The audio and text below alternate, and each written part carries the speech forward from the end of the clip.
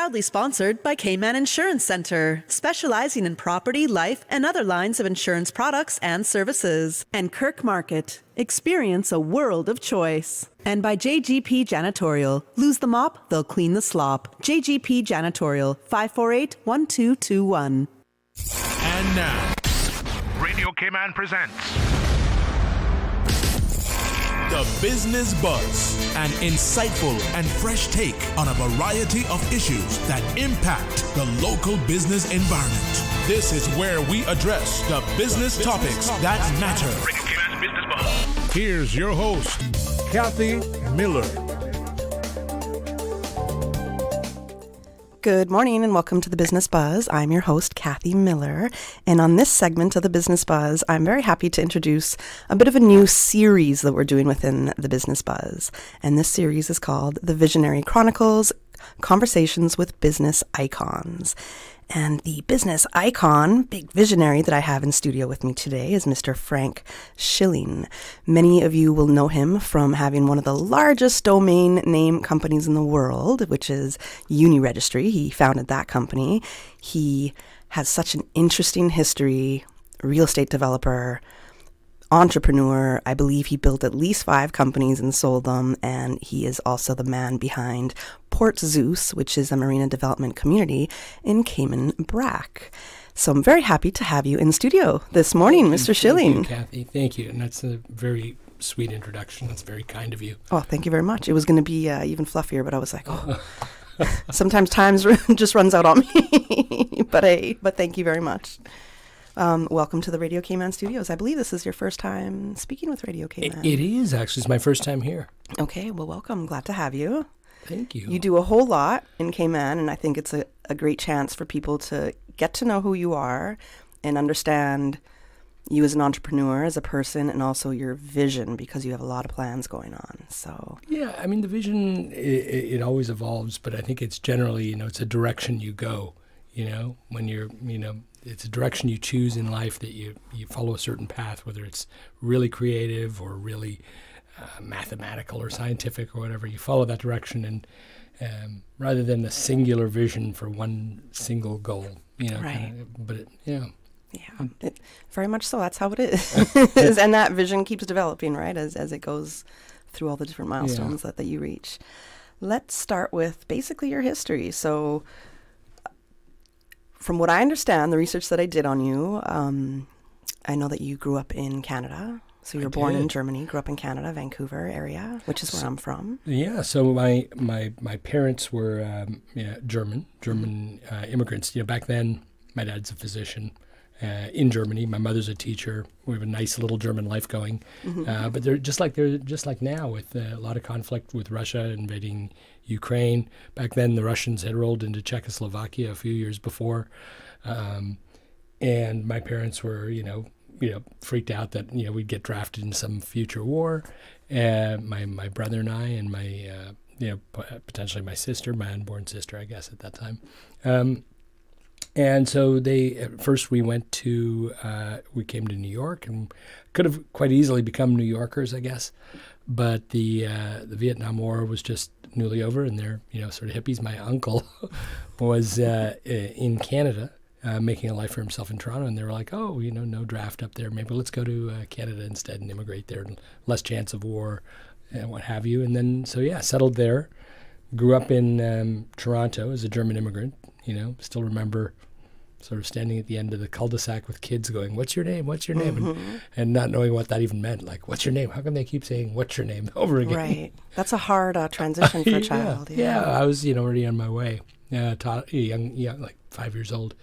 Anyway, and like everybody, you kind of follow the setting sun. In America, you come to New York through Ellis Island, and then you eventually migrate to California, or a lot of people do, My parents were the same. They started in Toronto, and then Hamilton, Steel Town, which was a tough town back then.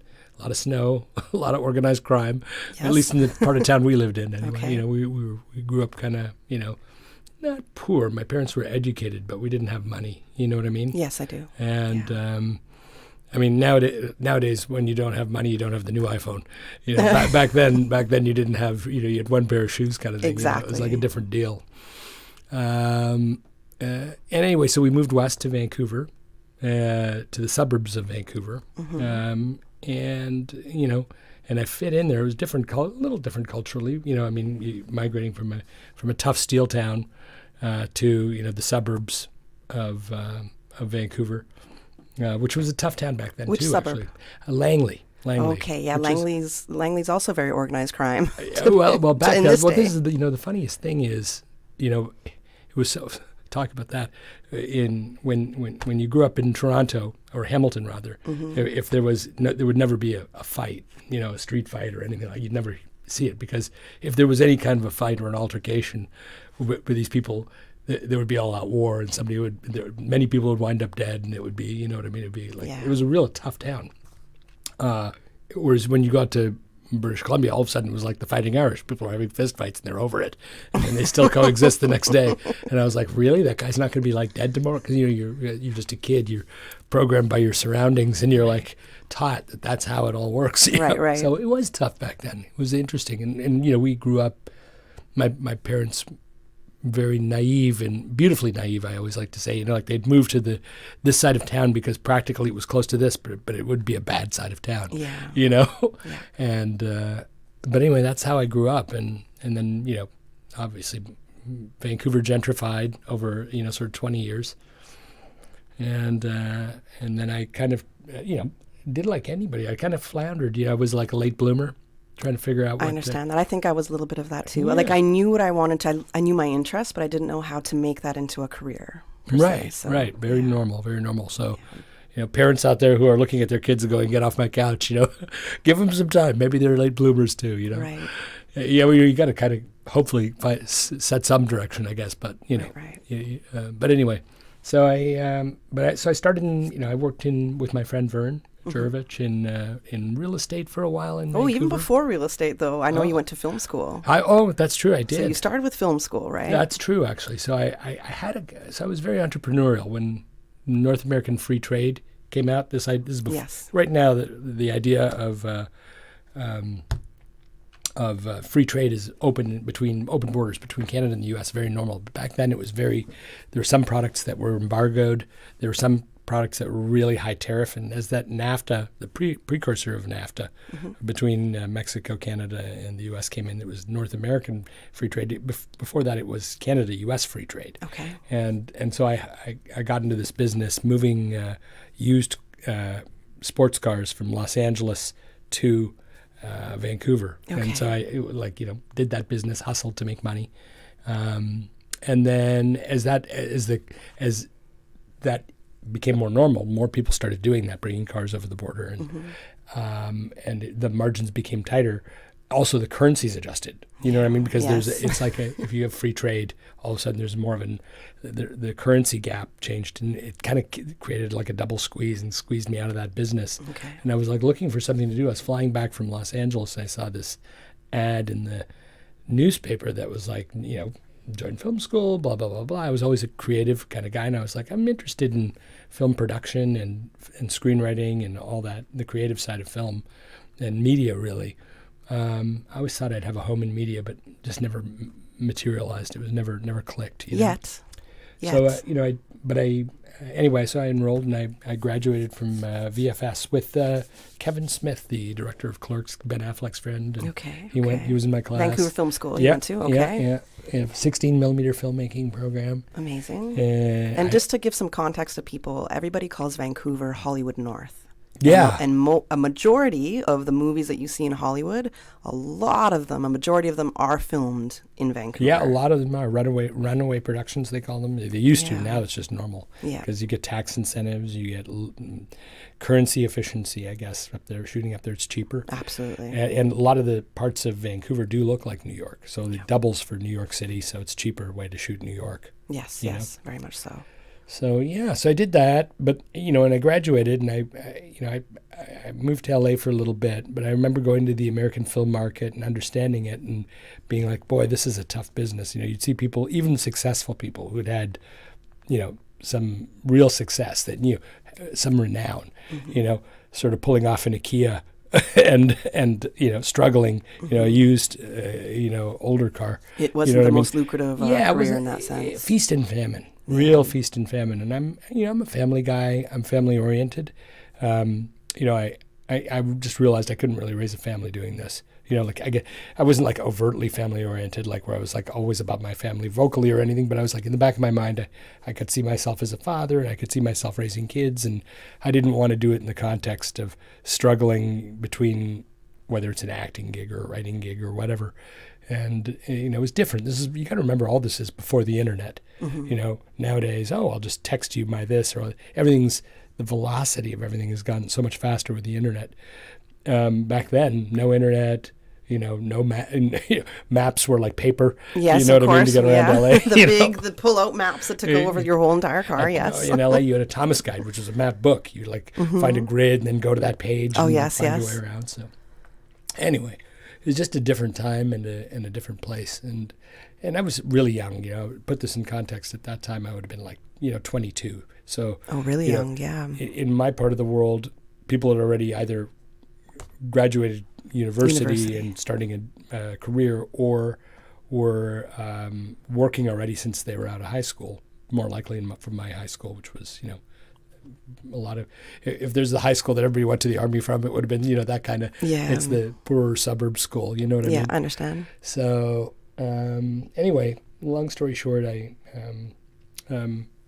decided to go into, my friend Vern was in real estate and said, well, help me out in that and let's work together in that. And I did reasonably well in that. I made some money selling real estate and bought some of my own and cobbled together a little grub stake, and then through properties. And then, again, a bit of a feast and famine business. You can, feed that, every realtor on the island, they'll tell you, if it's good, it's really good, you're making a lot of money, but you kind of move into that lifestyle a little bit. And then if you have a few bad months, you're like, oh boy. Yeah, it's worrisome. I'm giving it all back. It's not a steady thing. Exactly. Yeah. So a little easier here than back then before the internet, and you know what I mean? Right, and yeah. marketing online, and again, down to the velocity being slower, turns being slower.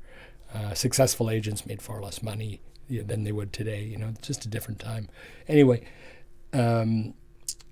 But that's where your real estate experience at least began. So this is early 20s still. I liked real estate. I liked the idea that it was finite. I liked the idea that it was solid, and so real estate to me was always that. Those were the underpinnings that I found attractive. Okay. There's a scarcity play, and there was a solidity kind of play, and so anyway, I left that business voluntarily. I just kind of said, I can always come back to real estate. But I like the idea that I've saved some money and I don't want to feed the beast right now and put it back in. So I kind of folded up my little practice. I didn't have a lot of listings at the time. And again, I was still young. I was in my early 20s, 24, I want to say, at that time. So a young agent, And then I went to work at 25 in the glass business. First the video game accessory business. Okay. Selling joysticks and gamepads. And I created sort of a sales channel for this video game accessory company from China. They hired me. I made like nothing, but I got to travel a lot. Nice. So I mean, like a real business executive type travel. Yes. Rented good cars, stayed at decent hotels, ate well. At least they took care of that. All my expenses covered, Yes, yeah. And I would fly. I would fly out to Walmart in Bentonville, Arkansas, and to Target in Minnesota, and Best Buy in Minnetonka in Minnesota, and created all that channel. Okay. Like we had no relationship with any retailers. I broke down those and created the sales channel for this manufacturer. And they wound up being bought by Logitech, the video game accessory company. So I left that, and then I went to work because I wasn't making any money. Like I couldn't even rent a place on what I was earning. You know what I mean? Right. And the guy I was working for was like barely spoke English, and you know what I mean? Yes. It was like they appreciated it. I don't think they understood the gravity of what we were all doing. It was a little team that I created of guys, and we were like building this channel for them, which is really quite valuable. But I don't think they actually understood what we were doing. Like they liked and then every now and then some guy would come from China and say, "This guy's doing amazing things," and the whole team, these guys are amazing.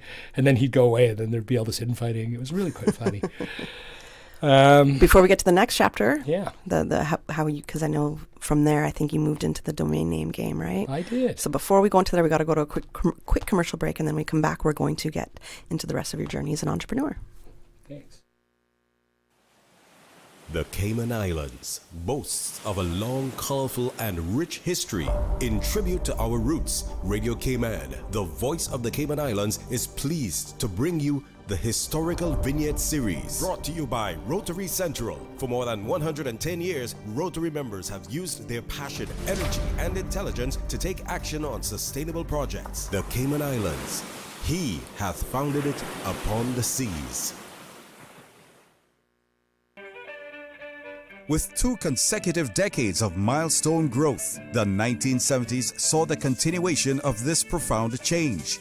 In 1970, the population of the Cayman Islands was 10,249, with only 403 visitors.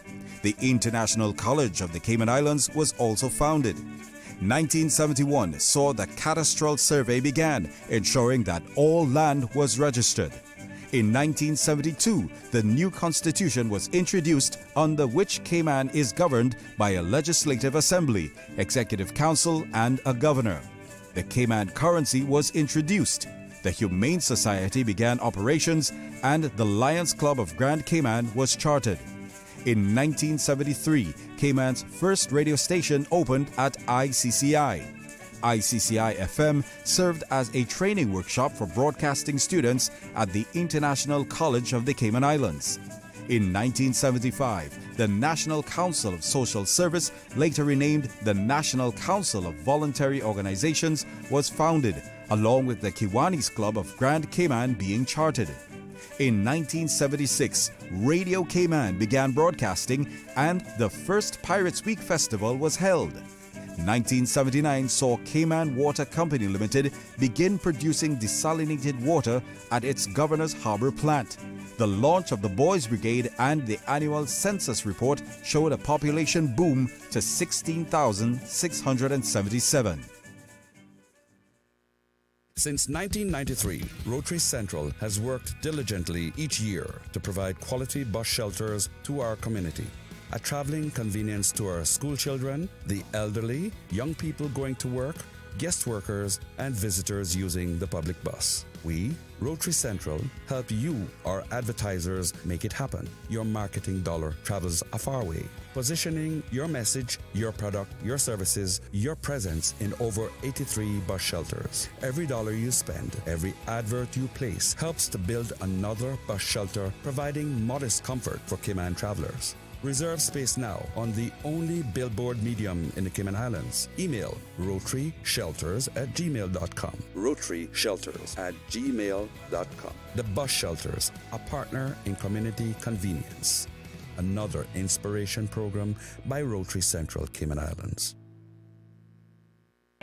Radio Cayman's Historical Vignettes was brought to you by Rotary Central. For more than 110 years, Rotary members have used their passion, energy, and intelligence to take action on sustainable projects. So, schools are back in, and you know what that means. The germs are back too.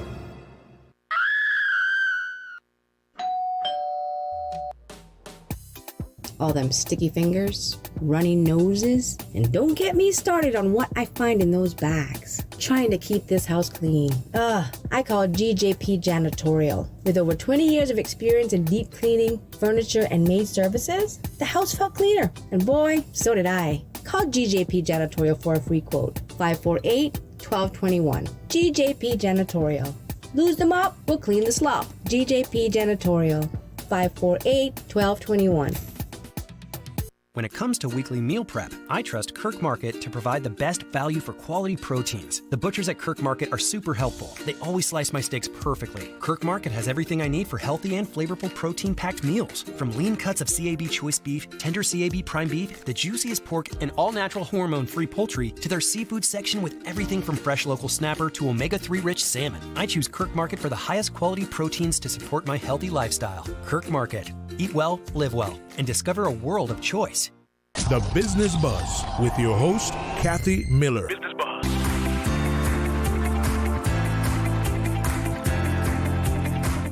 Welcome back to the Business Buzz. I'm your host, Kathy Miller, and in studio this morning, I have with me Frank Schilling, entrepreneur and the first guest in my series called The Visionary Chronicles, Conversations with Business Icons. Right before the break, Frank was giving us the beginning to his entrepreneurial journey, started from basically the early 20s, late teens, early 20s, and he was just talking about how he went into the glass business, and I believe after that, what came next, Frank? Well, yeah, thank you. I was in the glass business. Glass is a commodity. Glass breaks, so you'd sell it, and over time, it's hard to make.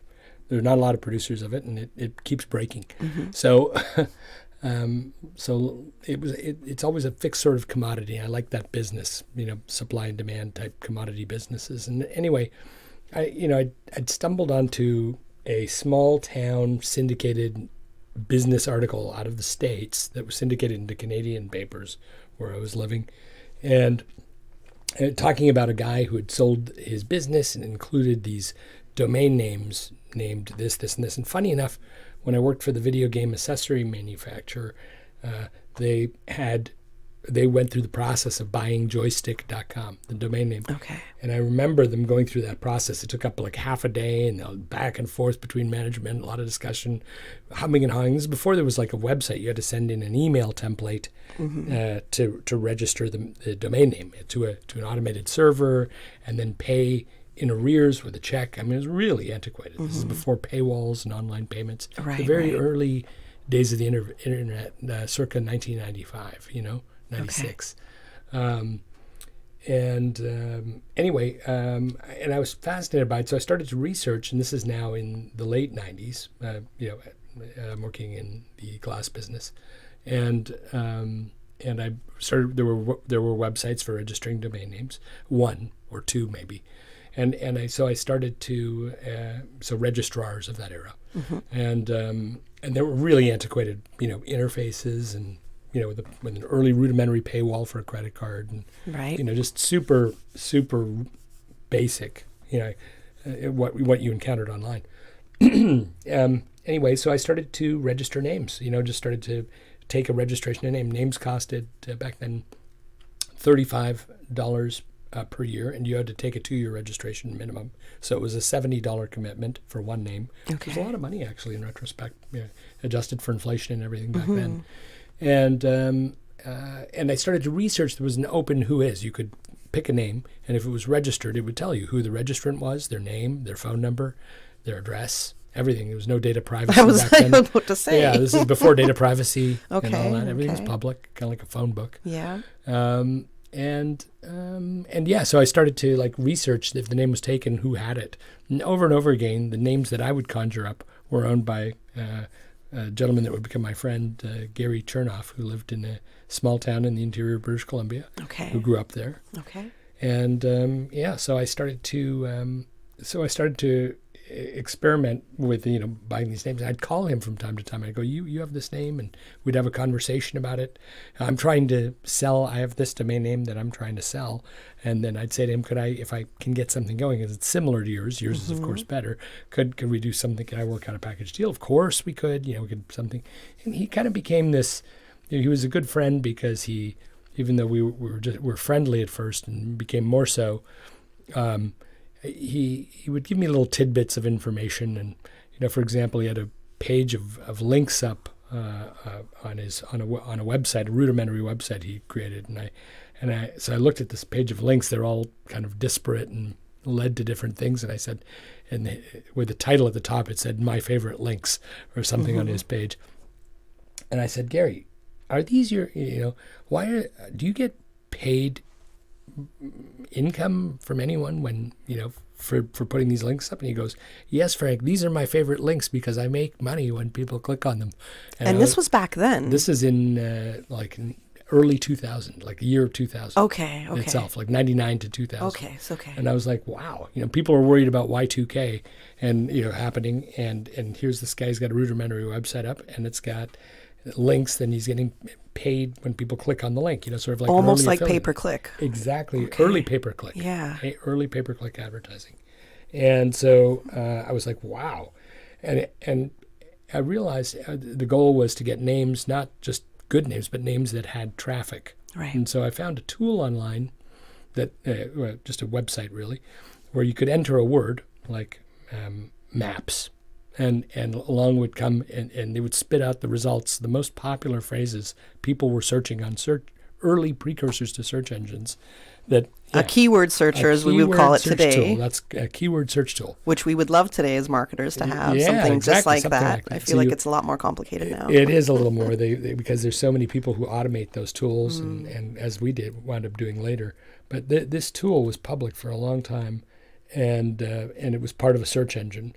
And you could literally enter in any term, cars. Okay. And up would come, used cars, new cars, Japanese cars, the list in descending order of popularity. And often the keyword, like cars, that was really popular, or maps, or something else, would be lower down in the middle. But the thing like free maps would be, Right. the most popular, and so on. You know what I mean? Yes, yes. And so I realized, well, if I could, I can't get names like maps.com and I can't get names like cars.com, but maybe I can get used cars and free maps, which are number one at the top. And sure enough, those were available. Okay. And those names wound up being quite valuable, both for the traffic that they brought, the amount of just people curious looking for those things that the name describes, and also for just for resale from other companies that wanted to use those as a pointer. So if you were, bobsesotericmaps.com, some weird website, it might be useful to have free maps and point it to that website as a traffic pointer, domain name. You'd have your anchor name, which is your own brand, but maybe your brand is not something people are looking for. It has a dash in there or something like that. But you could use a good keyword domain name as a redirect to redirect that organic traffic to your website. Right. So anyway, so I started registering lots and lots of these types of names and driving lots and lots of traffic, organic internet traffic. And so I was sort of on the vanguard of putting up, I did a deal with the search engine for something called an XML feed, which is now outdated. But anyway, back then it was really state of the art. And it allowed you to draw their results and repackage the page inside your page to make it look to basically, it's a simplistic way of creating a website that's really highly functional, but has really isn't a lot of engineering required to put it together. Okay. And so anyway, so we did that. We put up lots of ad pages and had an automated ad targeting algorithm, which is really simplistic. It sounds complex, but it was really simplistic. I feel like Google should have hired you back when they were getting their Google ads running so, to ask you how to do it. Funny you should say. So here's the thing is I can't code, right? I'm not an engineer, but I'm really good at describing what I need. And I'm not a terrible, it turns out, what we call a UX or UI designer, meaning, user experience. User experience, UX, and UI is user interface. Yes. So I know what feels right, like artistically. Like it is a bit of an art. Yeah. Like you kind of got to understand, like it always bothered me on the Cayman Airways booking site that I'm carrying hazardous goods, or I'm not, and the fact that it's not for the longest time, I'm not carrying hazardous goods was red. So it's like you're like, wait a minute, now they've changed it to blue, but it really should be green. Gotcha. I'm not carrying hazardous goods green, not blue, not red. I know your colors are red and blue at Cayman Airways, and I'm proud of Cayman Airways too. I fly them frequently. But, that doesn't mean your button has to be blue or red. That means it has to be green. That's a user interface kind of thing right You either there. get that stuff or you don't. But I'm sure there are a lot of people who've accidentally said I'm carrying dangerous goods and then spoil the check-in experience and blah, blah, blah. So anyway, so that's UX, folks. Now, we got to go to the 8 a.m. news right now. And at 8:15, we're coming back from the news. We're going to continue our conversation. And I know at that point I want to go right into Port Zeus. But I know time. I'm telling you, you were like, wow, this is going to be a long interview, Kathy. And I was like, no, this is going to fly by. And trust me, it's flying by.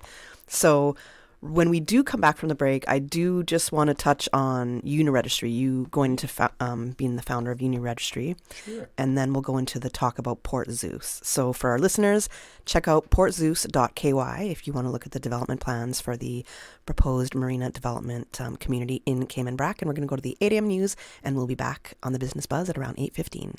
Thank you, Kathy. And studio time by Foster's is a minute after 8.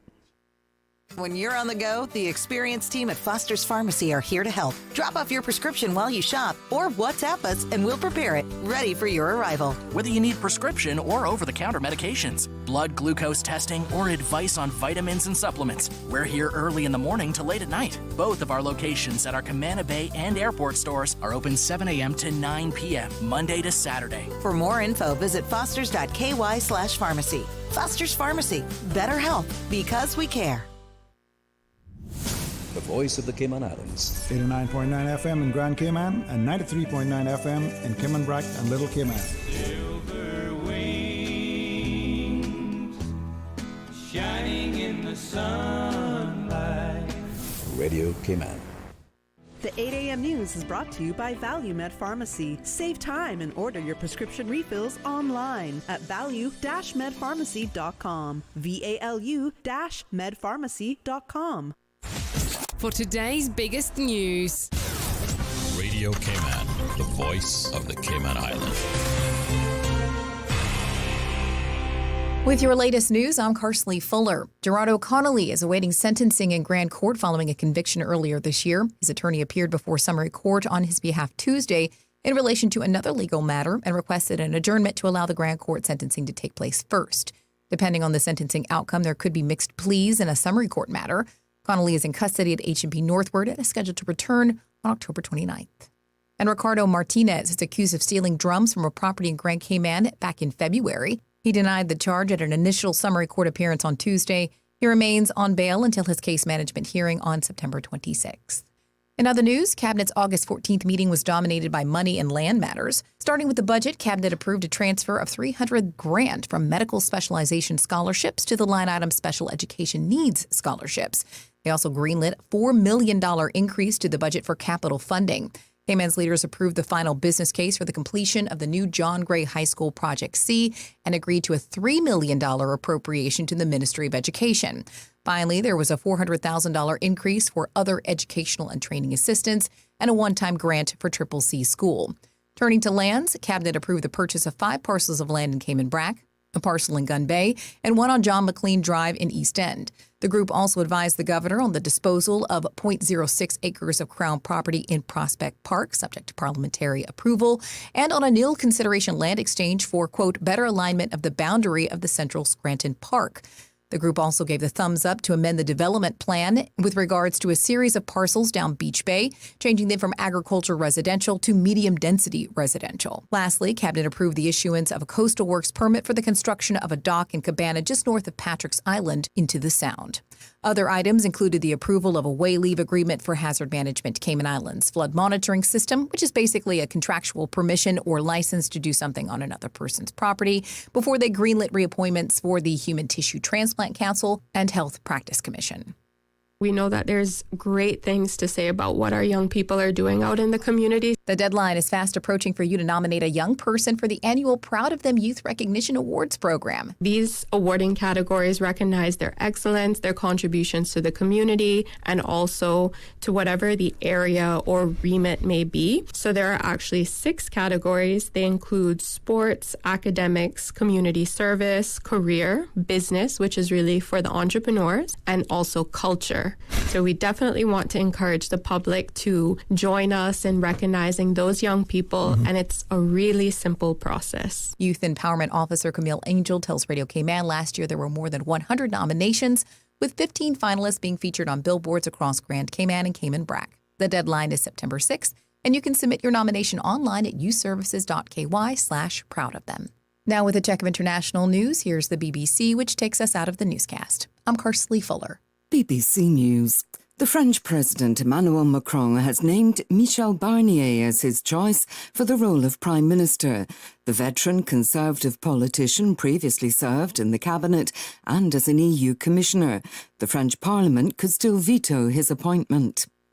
The Ugandan marathon runner Rebecca Cheptegei has died 4 days after being set on fire in an alleged attack by her former boyfriend at her home in Kenya. Local reports suggest the two had argued over land.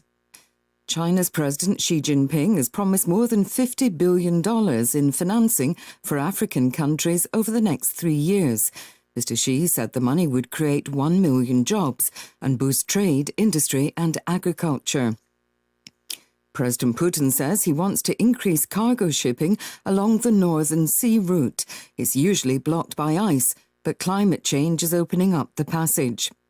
The International Criminal Court's chief prosecutor has told the BBC that justice must be seen to be done after he sought arrest warrants for Israel's Prime Minister Benjamin Netanyahu and his Defence Minister Yoav Gallant for alleged war crimes. The World Health Organization is rolling out a second stage of polio vaccinations at medical centres in southern Gaza. The UN's agency there said the programme has so far been successful. BBC News. Now, more than ever, supporting your immune system is crucial to helping your body fight off illnesses like the common cold, the flu, and COVID-19. At Valley Med Pharmacy on Walkers Road and in Buttontown, we carry all the essential vitamins and minerals to help support your immune system and improve your overall health. Some of our top immunity support picks are vitamin C, vitamin D, zinc, elderberry, and quercetin are the popular 7-in-1 immunity support. Our pharmacists are always on hand to help guide you and answer any questions. Visit Valley Med Pharmacy on Walkers Road or Buttontown. Live happy, live healthy with Valley Med Pharmacy. The 8 a.m. news is brought to you by ValueMed Pharmacy. Save time and order your prescription refills online at value-medpharmacy.com. VALU-medpharmacy.com. Stay in touch with Radio Cayman with the latest up-to-date, accurate news and information. For your convenience, the headline news will be repeated on our sister station, Breeze 105.3 FM, weekdays at 8:30 a.m. Follow Radio Cayman on social media, Facebook, Instagram, Twitter, or download the Radio Cayman app in the App Store or log on to www.radiocayman.gov.ky and stay connected to what's happening in the community. Radio Cayman, your voice, your choice, your radio. Tune in every Monday through Friday at 12 p.m. for Radio Cayman's Midday Newscast. Radio Cayman, the People's Station, your trusted official source for the latest news. The 12 p.m. news is proudly brought to you by Health City Cayman Islands. World-class healthcare within your reach.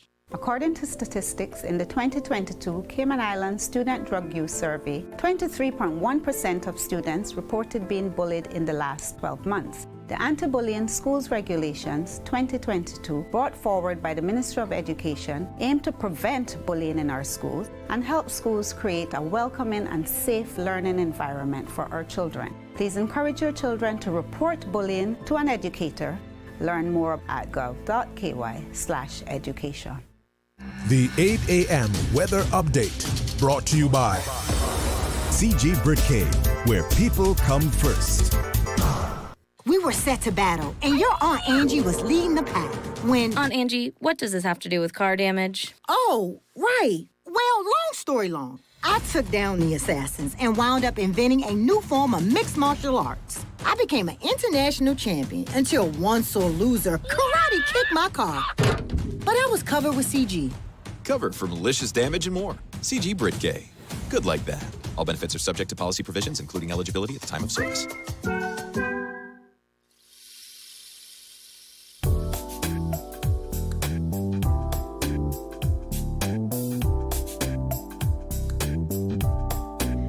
Good morning. Let's take a look at the latest weather report. Current temperature is 85 degrees. Relative humidity is 76%. The barometric pressure is 1012.6 millibars. The wind is east-southeast at 6 knots. Overnight low temperature was 81. Synopsis indicate an increase in cloudiness and showers with possible isolated thunderstorms are expected today as a tropical wave marked by the National Hurricane Center with a low chance of development moves into the Cayman area. Lingering showers are expected to continue thereafter as the wave drifts west of the area. Radar images show scattered showers south of the Cayman area, drifting towards the west-northwest. Now the forecast for today for the Cayman Islands calling for partly cloudy skies with cloudy spells and a 40% chance of showers and isolated thunderstorms. Showers will be locally heavy at times, and temperatures today will be in the low 90s. Winds will be east at 15 to 20 knots with higher gusts in and around showers. Seas will be moderate with wave heights of 3 to 5 feet. Choppy seas and swells are likely along the south coast. Small craft should exercise caution. Tonight, partly cloudy skies with cloudy spells and a 40% chance of showers and possible thunderstorms, and showers will be locally heavy at times. Temperatures falling to the low 80s tonight. Your winds will be east to northeast, 10 to 15 knots, and seas will be slight to moderate with wave heights of 2 to 4 feet. Today's high tide will occur this morning at 10:34, low tide this afternoon at 4:20, and a high tide again tonight at 8 minutes after 10. The sun will set this evening at 6:35 and will rise tomorrow morning at 12 minutes past 6. And the outlook is calling for a decrease in cloudiness and showers from tomorrow evening as the tropical wave moves further west of the Cayman area. That's the very latest on your weather report. The 8 a.m. weather update brought to you by CG Britcay, where people come first. The end of summer sale is happening now through September 14th at Beacon Furniture, offering discounts on selected furniture, 20% off lamps, and 50% off selected cushions. Refresh your home with gorgeous pieces from Beacon Furniture and save. Visit us at 386 Shamrock Road, opposite the Seafarers Hall. Call us at 943-2500 or check our website at www.beaconfurniture.ky. Beacon Furniture. Buy it today and have it in your home tonight. When it comes to weekly meal prep, I trust Kirk Market to provide the best value for quality proteins. The butchers at Kirk Market are super helpful. They always slice my steaks perfectly. Kirk Market has everything I need for healthy and flavorful protein-packed meals. From lean cuts of CAB choice beef, tender CAB prime beef, the juiciest pork, and all-natural hormone-free poultry, to their seafood section with everything from fresh local snapper to omega-3 rich salmon. I choose Kirk Market for the highest quality proteins to support my healthy lifestyle. Kirk Market. Eat well, live well, and discover a world of choice. The traffic report is brought to you by Subway. Enjoy a delicious start to your day with breakfast from Subway. Good morning once again. Let's take a look at what our traffic is looking like this morning. Coming off of Agnes Way, steady traffic off of the Linford Pearson Highway as well. As we look to the Esley Tibbetts Highway, traffic is steady but flowing, and steady traffic in both directions on North Sound Road and heading towards the Industrial Park area. Traffic flowing moderately. Godfrey Nixon and Eastern Avenue traffic is flowing at a good pace in both directions. Coming off of Bobby Thompson Way, steady traffic as well as Huldah Avenue. Slow moving traffic on Crew Road heading to Georgetown. Eastbound traffic on Crew Road is moving on light to moderate. Into Georgetown looking pretty good on Shedden Road. Out of Georgetown on Shedden Road, things are moderate, and moderate flow of traffic on Edward Street. Owen Roberts Drive, no issues there as traffic is light to moderate as well as coming from the West Bay four-way stop. That's the very latest on your traffic. Join us again at about 10 minutes past 12. We'll give you another look at traffic. Have a good morning and drive safe. The rich flavors of Italy just arrived at Subway. Say ciao to the Italianos. Our 3 new Subway Series recipes, carefully crafted with an Italian flair. Try the Hot Shot Italiano for an enticing and zesty touch. The tastier than ever Ultimate BMT, generously stuffed with a mix of ham, pepperoni, and salami. Or go all in with the creamy chicken bacon Alfredo. New Subway Series Italianos. Chef-crafted greatness in every bite. Elevate your game only at Subway. Delizioso. The traffic report is brought to you by Subway. Enjoy a delicious start to your day with breakfast from Subway. I'm Michael Webster. And I'm Denise Brown of Cayman Insurance Center. Family is not the most important thing, it's everything. We have worked with the community and their families on protecting themselves for the future. Whether it's providing top-rated life insurance or protecting your family's household investment. From our family to yours, we understand and we care. I'm Denise Brown. Call me at 814-7229. And I'm Michael Webster at 925-5433. We are Cayman Insurance Center, specializing in property, life, and other lines of insurance products and services at an affordable rate. We are Michael and Denise at Cayman Insurance Center. Call today. When it comes to weekly meal prep, I trust Kirk Market to provide the best value for quality proteins. The butchers at Kirk Market are super helpful. They always slice my steaks perfectly. Kirk Market has everything I need for healthy and flavorful protein-packed meals. From lean cuts of CAB choice beef, tender CAB prime beef, the juiciest pork, and all-natural hormone-free poultry, to their seafood section with everything from fresh local snapper to omega-3 rich salmon. I choose Kirk Market for the highest quality proteins to support my healthy lifestyle. Kirk Market. Eat well, live well, and discover a world of choice. The Business Buzz with your host, Kathy Miller. Business Buzz.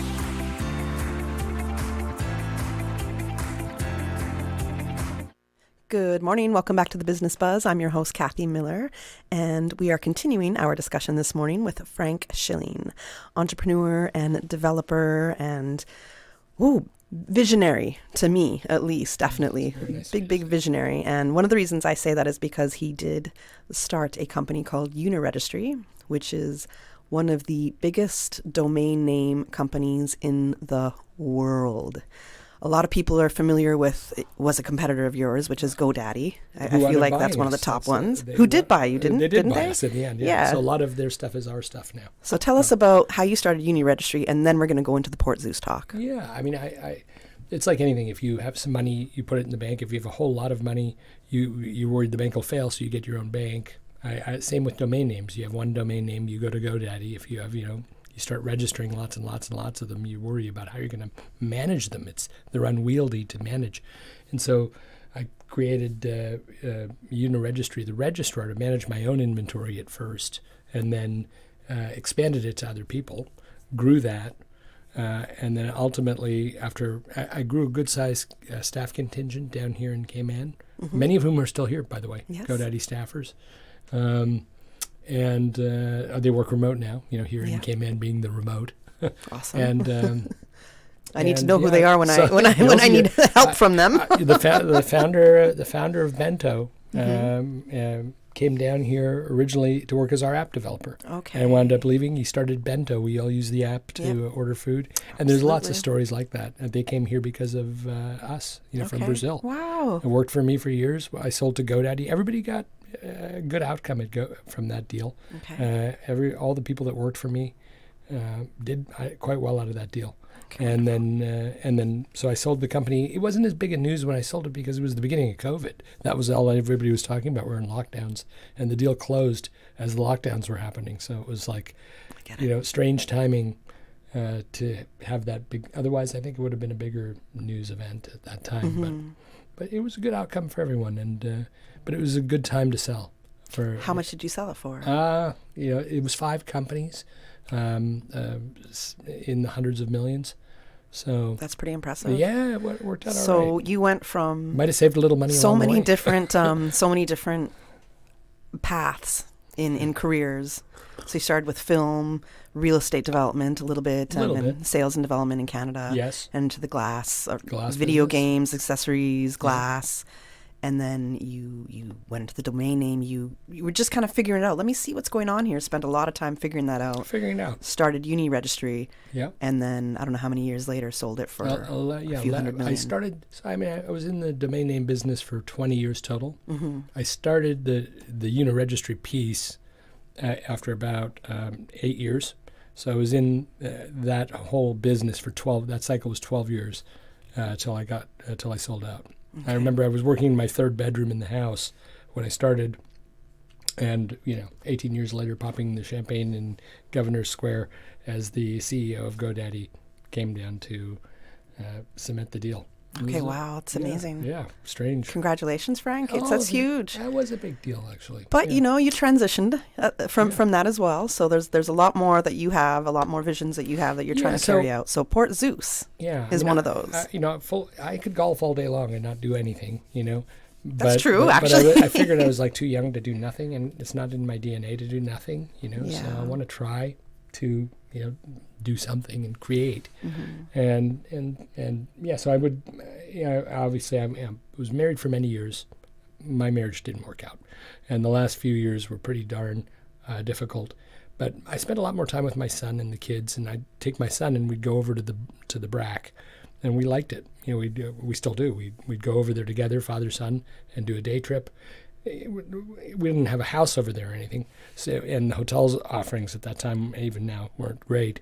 So we would go over for a day trip. We'd go over early in the morning. We'd go on the Cayman Airways flight to Little Cayman, spend enough time for breakfast. There was always a connecting flight just like an hour later that went over to the BRAC, so we'd catch that, and then spend the day in the BRAC and then come back in the evening. Okay. And it was like a little routine we had. Nice.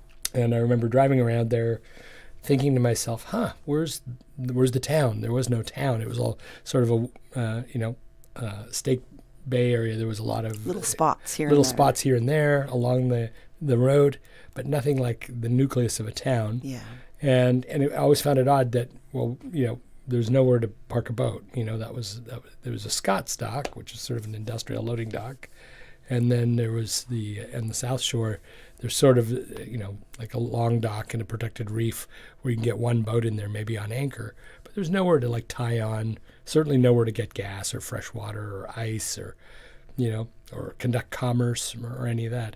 And the airport was on the west side of the island, which was lower to the sea, of course. And then you had a lot of the development and the oldest communities in the far east side. Yes.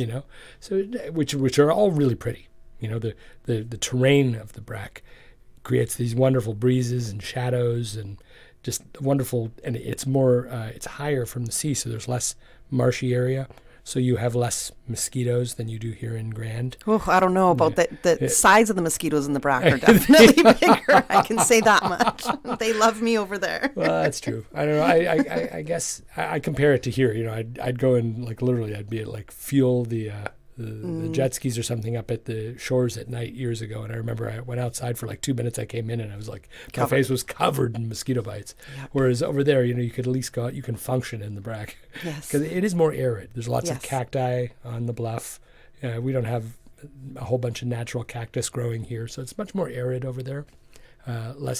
We have more, the central mangrove wetland here in Grand gives you a cloud effect. So you get more locally produced rain and more humidity, and it's a drier, more breezy climate over there. But for there's no, compared to Grand, the economy is here, and there's not as much of an economy there. Although in the past there was all kinds of our history as a country. Shipbuilding was there.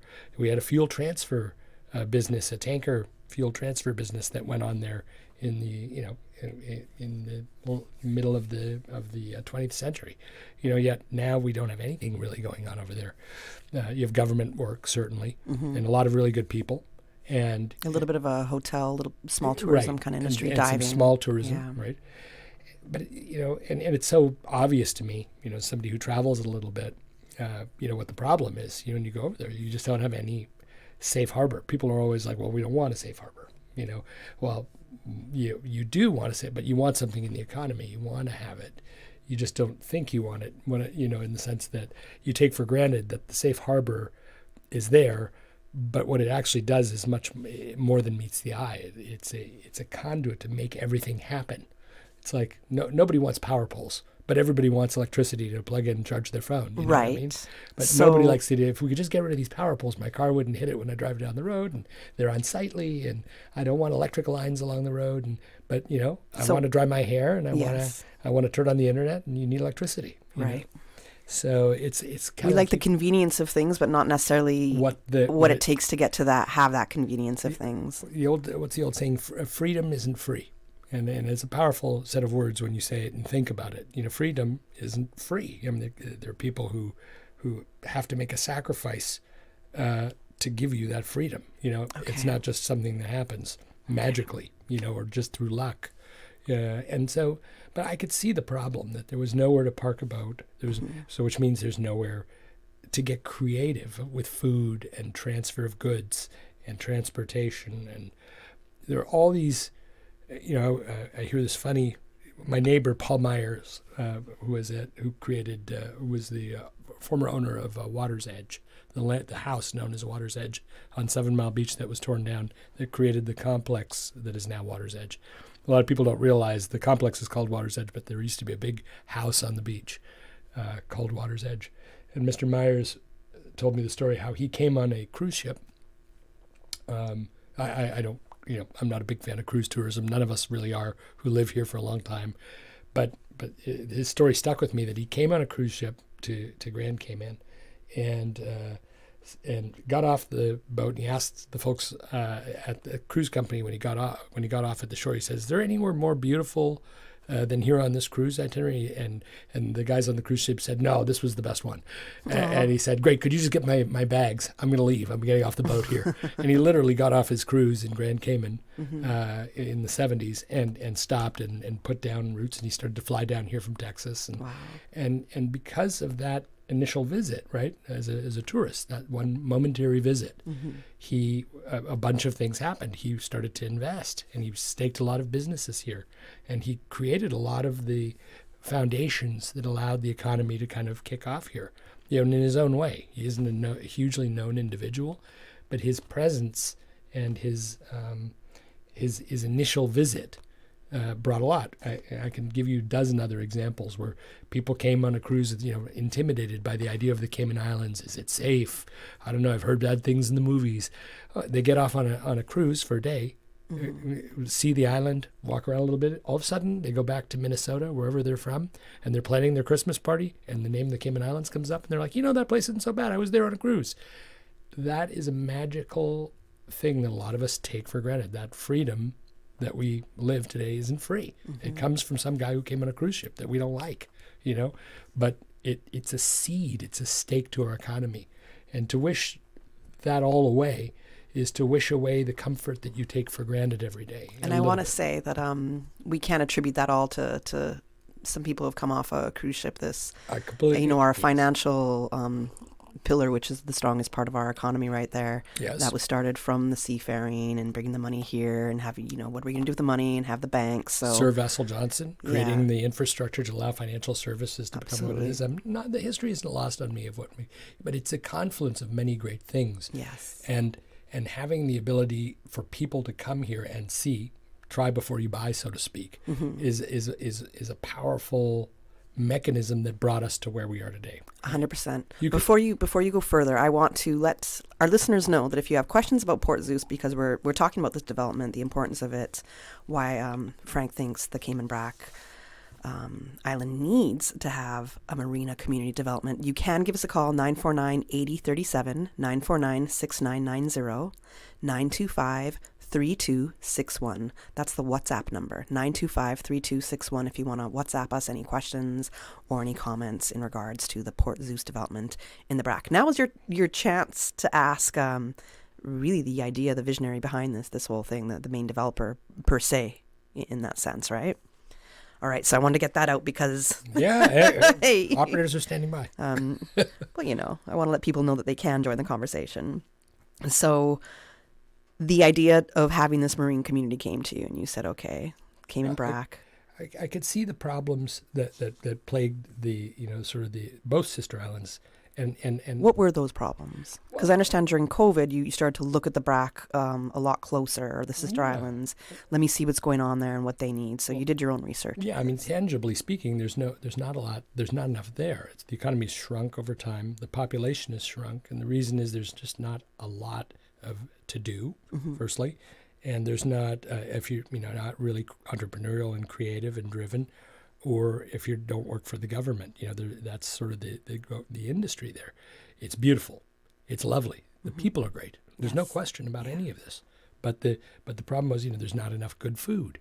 There's not enough quality ingredient, fresh food to eat, and a lot of that comes from having access to the sea. You have found it on the sea.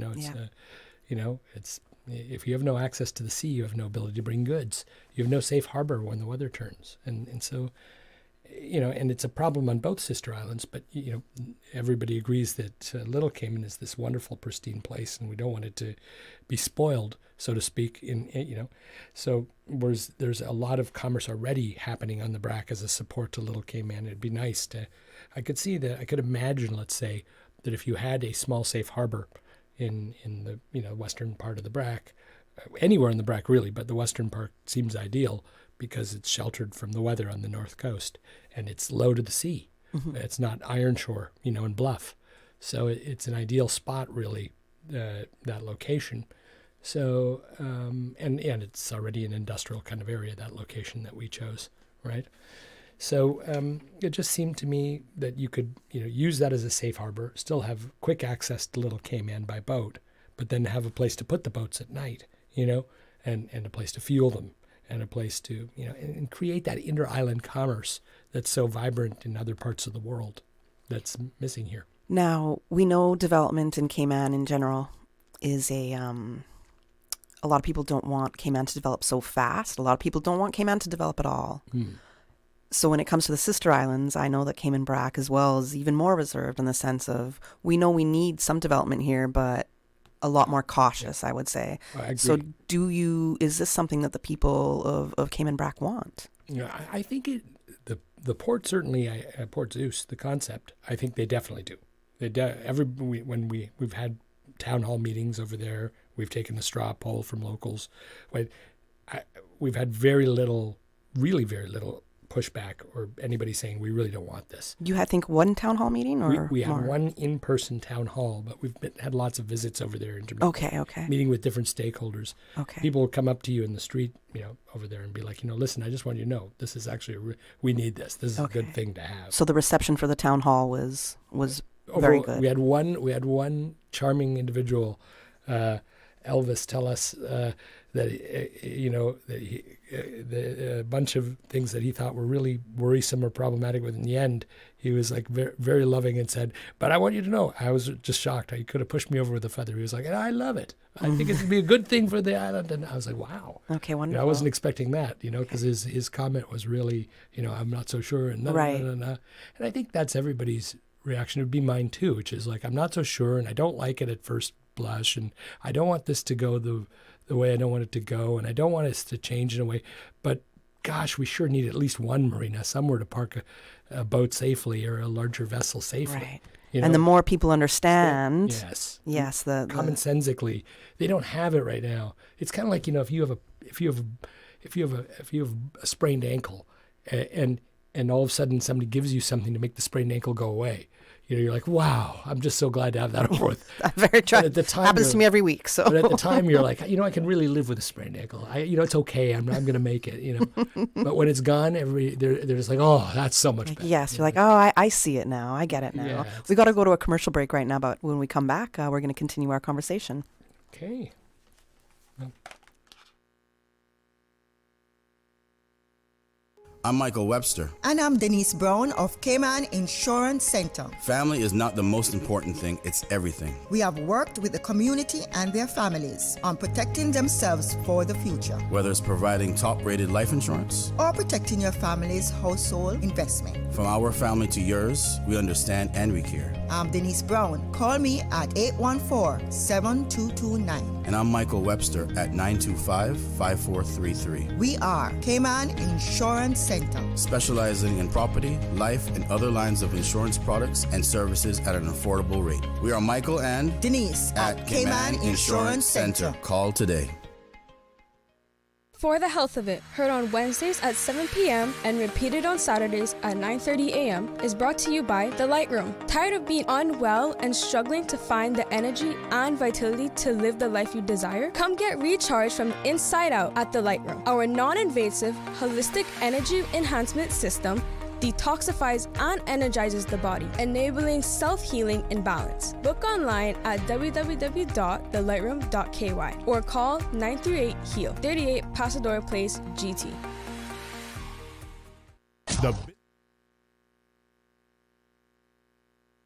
When it comes to keeping the office spotless, we rely on JGP Janitorial. With over 20 years of experience in office and business cleaning, they understand what it takes to maintain a professional environment. Reliable, efficient, and priced right. GJP Janitorial is the smart choice for any business. For a free quote, call GJP Janitorial 548-1221. GJP Janitorial. Lose the mop. They'll clean the slop. That's 548-1221. Keep your business shining. Radio Cayman, maintaining the innovation. On a daily basis, making it easy to connect with you, our listeners. Add us to WhatsApp today, 925-3261. That's 925-3261. Radio Cayman. Send a text or voice note. Message us at 925-3261 on WhatsApp today and get active with Radio Cayman. Radio Cayman, the voice of the Cayman Islands. Radio Cayman, maintaining the innovation. The Business Buzz with your host, Kathy Miller.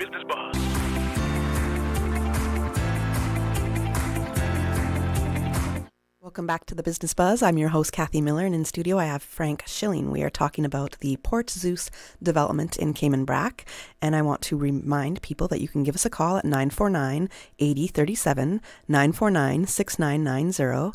You can WhatsApp call or text us at 925-3261, and of course there's 1-800-534-8255.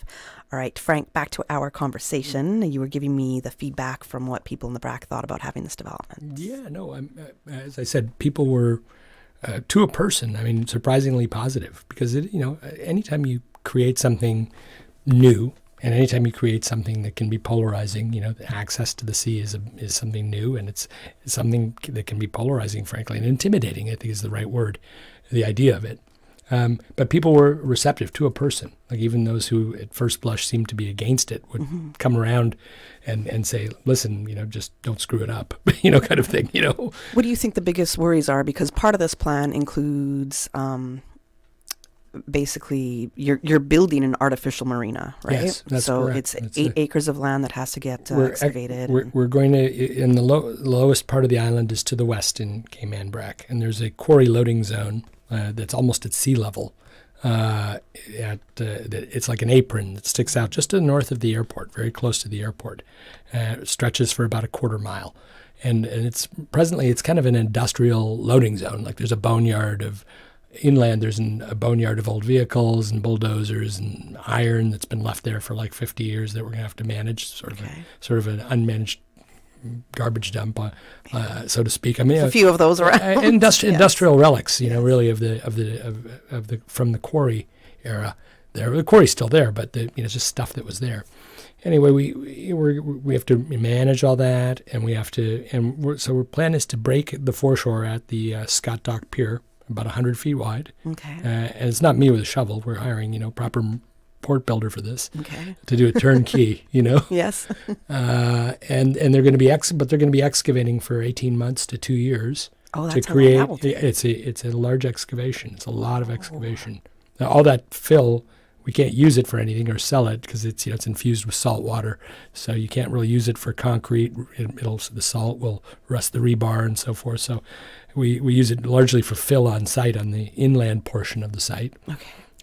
It's about 100 acres, 120 acres there. Okay. And so that's the whole proposed marina community development. That's the entire site. Okay. There's a 25-acre quadrant between West-Northwest Road and the sea, just north of the airport, and that's where the formal Port Zeus harbor will sit.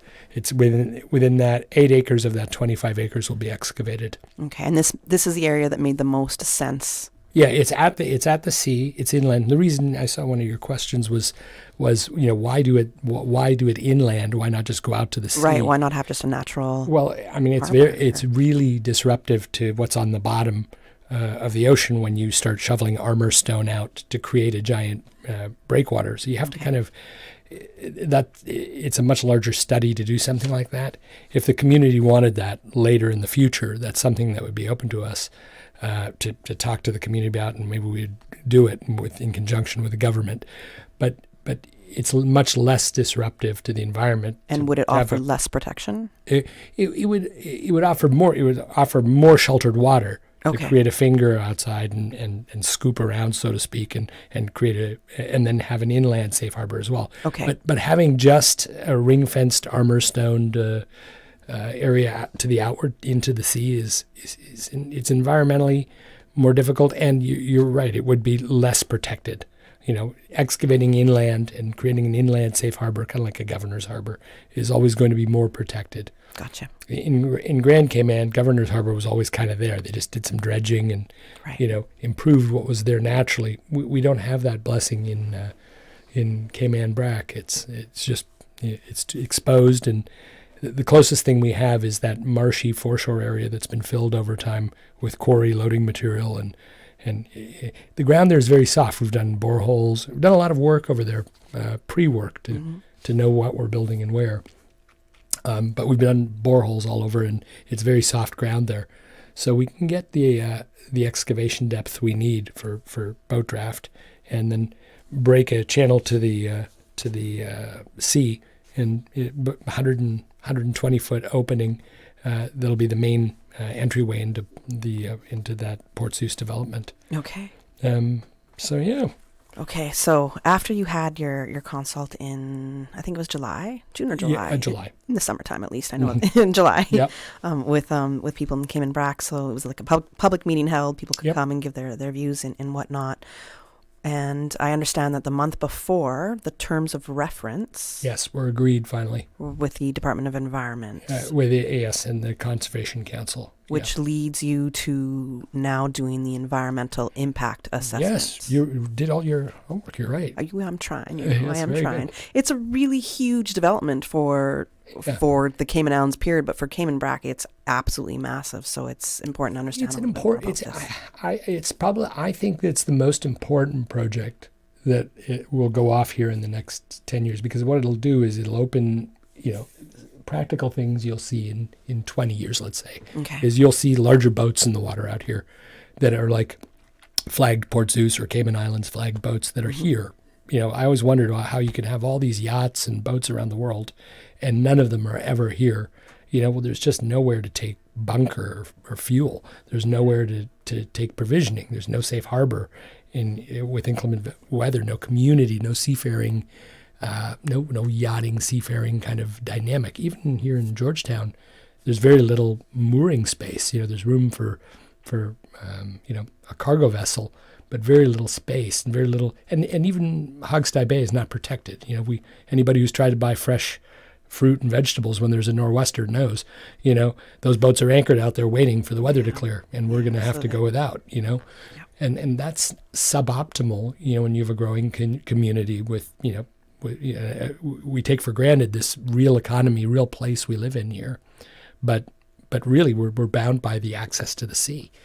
And you said a key word there, which was community, and I've been saying it as I've been saying. It's a marina community development. So it's not just a marina, the community aspect of it. Could you get into that part? Yeah, it's something we're creating. The idea is that we talk about how we're going to fund it and how I'm not. We touched on that. We got to go into that. We actually got to go into that. The community part of it. I've done well, but I'm not a multi-billionaire. I'm a creative guy who's driven and loves to. I like building good things, right? I want to create something and leave something good behind, and So, with this project, what we'll do is the community participates, meaning it's not like one project that gets owned for rental, ultimately by me. It's like in California, there's a town called Mission Viejo in Orange County that we've all probably heard of, and what it really is it's a place that was an open bean field, and they created an overlay and said, this is what it'll kind of look like, and then started selling off pieces of it to other people in town. And that's sort of what will happen in Port Zeus, is we'll put in the safe harbor, but we'll fund it through my own capital. I own that site outright with no debt. And then, so that's my contribution. Okay. And then I'll put in the initial money to try to get it going. All the environmental impact assessment work, none of this is free. There's real money going in. Of course, yeah, it's a lot of money to do that in those kind of projects. And then we'll sell off the moorings, strata title the moorings, and sell them. And that, just like in a condo development, will help give us initial capital to pay for the safe harbor component, which will be tens of millions of dollars just for call it the giant swimming pool that is making light of it. It's not a swimming pool, but it's like a well-made safe harbor that'll be built by, a reputable port builder, like an Orion Marine out of Texas. Okay. We're looking at them. We're looking at a couple of other companies. We want somebody who can perform, ultimately, who's going to get it right, who's doing work, who's completed projects on time and on budget. And so we'll contract with them once. We haven't gotten into the weeds on all this publicly because for any of this to work, we needed something called the Coastal Works License. Without access to the sea, there is no port. So it's all just a great dream. But with the Coastal Works License, it sort of doesn't matter whether I live or die. That site will be built as a port. You know what I mean? You think if something were to happen to you tomorrow, if I get hit by able lightning to carry tomorrow, this vision? or the plane goes down, so to speak, pardon the analogy, but if with a Coastal Works License, that's getting built, because it's just too valuable to the country to have access to the sea. It protects. So you believe somebody would carry out this vision for you still? Without question. Without question, whether it's the government or myself or another investor, if I got, literally, something were to happen, with the Coastal Works License, that site gets built as a port. Without a Coastal Works license, that dream dies on the vine. Okay. It's quite that simple, really. I'm assuming you have that.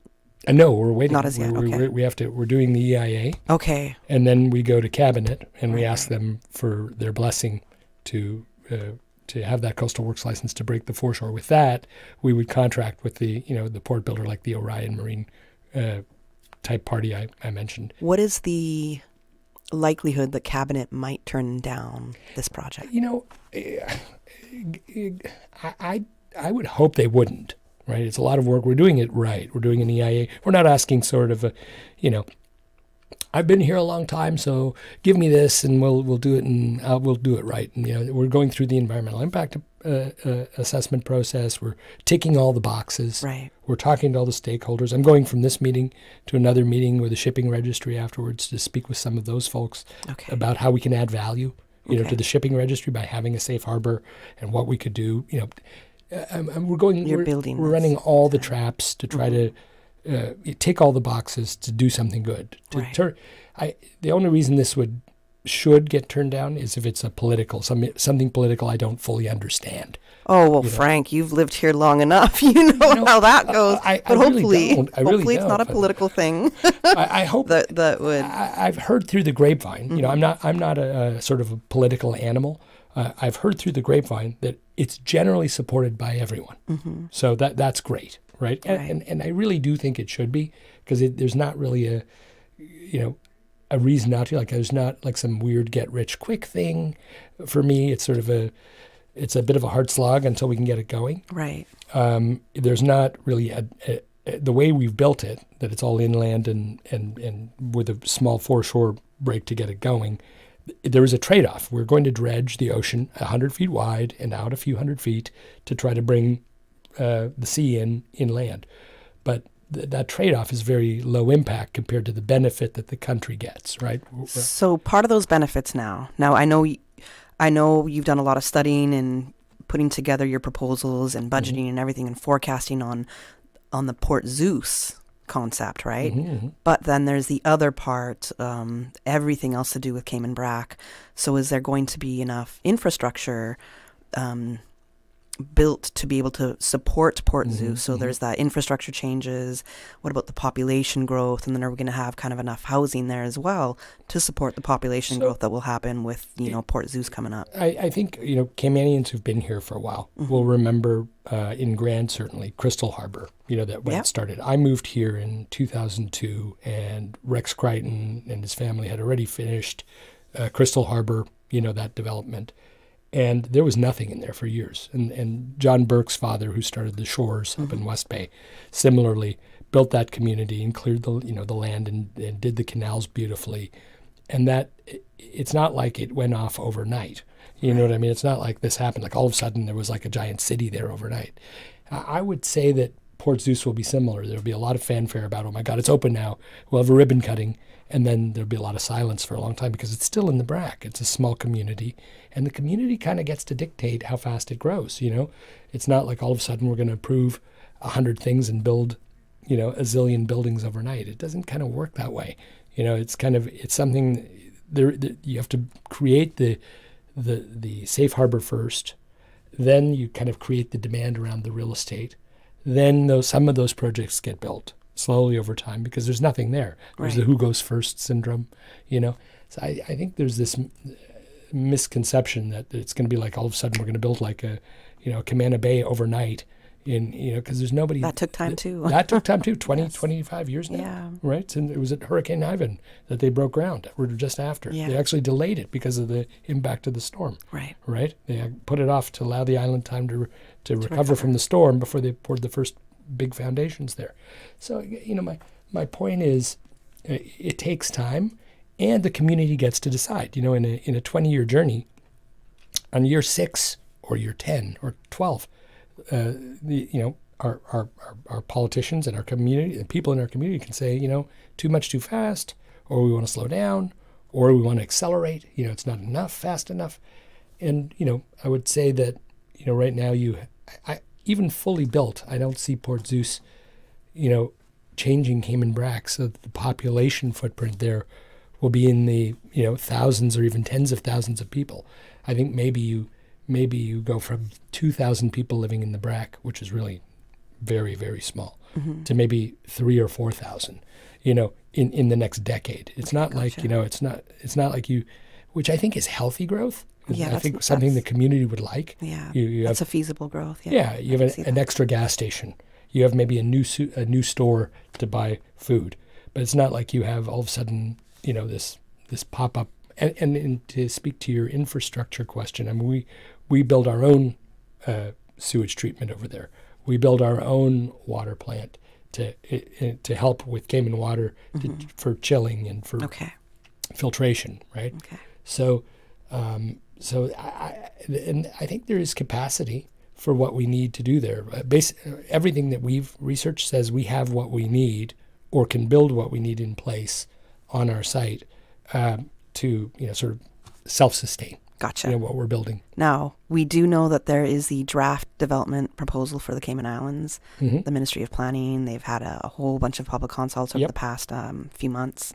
Now, does Port Zeus fit into their draft development plan at all, or is any of their, because they'll have certain kind of zoning restrictions? So there isn't a draft development, and that's one of the big things that I've heard in the community. There isn't a formal draft development plan for the sister islands. They're sort of on their own over there. There isn't all this. It does include the sister islands. It does. They have a separate, I want to say board. I forget exactly what it's called. They have a local control board. Yes, there you go. But the master plan that's floating in the community doesn't speak to a grand plan for the sister islands. That's one of their complaints in the sister islands, that there isn't a this long-term development plan doesn't speak to a long-term development plan for different parts of the Brac or of Little Cayman. It really focuses on Grand predominantly, and that's just because there hasn't really been a kickoff. This project is probably almost like the I would call it the little bang, not the big bang. It's like the little bang that sort of starts off because now you have a seaport, you have access to the sea. You have a nucleus, a reason for more people to go, a reason for more ship traffic and trade. It's sort of the beginning of the beginning. Once we cut the ribbon on the safe harbor piece, call it 2.5 years after we get our coastal works license. I could see having an inland marina like Port Zeus and the marina community. So it reminds me a little bit of like different European harbors, basically, when you're in different European coastal cities, or in their harbors. Oh, absolutely, Croatia, big time. It really reminds me of that. So I think of all the little shops around, the kind of little nightlife, the restaurants, and then there's also sometimes there's housing. So I don't know if if it's going to be like mixed community in that sense. Absolutely, that's the idea. Is that we want to build something that's compact and it doesn't sprawl, and it's a little more self-contained, but that it's very much a nucleus for the community, that there's, meaning, people in town come into town for the evening. Right. That town will be the port around Port Zeus, around the harbor. Right. We want to create something virtuous where people can conduct trade, where you're close to the airport, You know what I mean? Yep. Those things work together. You have an international airport right there. You could fly Yep. theoretically from, and we have flights. We do. From Miami to Cayman Brac. All of a sudden you're at Port Zeus. I mean, this project. Not only that, but look at the international fishing tournaments that we have. Oh my God! So we might get from some of the neighboring islands, but I'm looking at, you could actually really have a huge fishing tournament, bringing down some real big boats, because it's almost up to 60 feet. It's like 57 feet, I think, that you can have in your. We for the actually size have of some, we yachts. have some 80-foot moorings in. Oh, harbor, I was wrong. And Okay. and a couple of flex moorings that we can do to 100. Okay. 100 plus. There's not room for what I characterize as a super yacht. Nowadays, big boats are 200 plus feet, so you could pull it in, and we have the draft clearance for it. But you really couldn't. We'd have to park it at the main inlet where the across from where sort of what we call the ferry building in our development. The main harbor is where all the sort of port facilities and stuff like that. You don't have room for one of those. Those would typically anchor out anyway. Right. But they don't anchor now because there's really no community. There's nothing else. Nowhere to tender to or land. Right. There's no not even a spot to come in on a Zodiac really. But I could see how that could attract so many more fishermen coming from neighboring countries, U.S. You're absolutely. I'm nodding That would be violently because huge. you're absolutely right. A lot of people miss that step. You literally. Yeah, no, that was the first thing I thought about big time was that. When Pickle Bank is out there, great fishing. We could literally, once we get the marina component, we could literally say, look, here's a $150,000 prize or $500,000 prize, and all of a sudden that creates a giant nucleus for people are attracting coming people, for that. Right? Exactly. Yeah. Exactly. I want to know. So I did ask. I know that you said you're kind of modeling this on what they did in Mission Viejo in California and Orange County, but when it comes to hoping that people will invest in this development and you'll be able to sell pieces off of it, is there going to be a minimum kind of investment, or is that known as yet? We don't have we're not right now because we own the land already and we've already sunk a lot of the cost. And there's no debt on it, right? I'm just using my savings kind of thing. We don't have an immediate urgent recovery, of cash. We will when we start building the port, because we don't want to laden it with debt and lose control of the project somehow. So the idea is we'll go ahead and we'll raise money by selling moorings for boats, right? Of the saleable moorings, and then there are pieces of land around the community that we'll either partner with developers on, and throw in the land and collaborate on the development, or we'll sell off the parcels, that are related to development of townhouses or something like that within the community to allow there to be, mixed use, sort of a residential component up and a commercial down